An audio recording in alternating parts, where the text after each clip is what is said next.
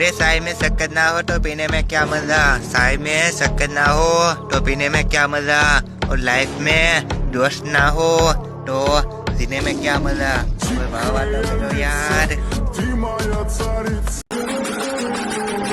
वो तो चली गई थी और फिर वो लौट आई है, वो तो चली गई थी और फिर वो लौट आई है। अरे बेटा स्वागत तो करो। और फिर कड़कड़ी ठंड आई है।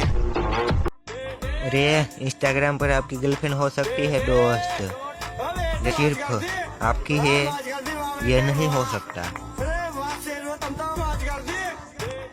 अरे बेटा मोटा खौफ मुझसे दिखाना, जिससे जिंदगी से प्यार हो।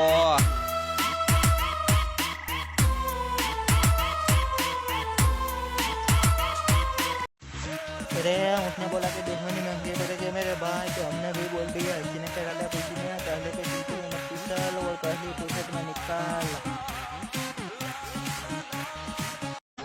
बेशक तू समझदार है बहुत, बेशक तू समझदार है बहुत, पर मुझे समझने की कोशिश भी मत करना।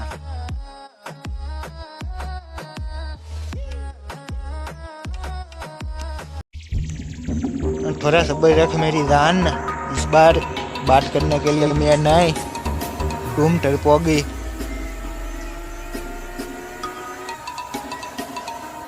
कि तुमने पूछा था ना कैसा हूँ मैं, कि तुमने पूछा था ना कैसा हूँ मैं, तो कभी भूल ना पाओ कैसा हूँ मैं।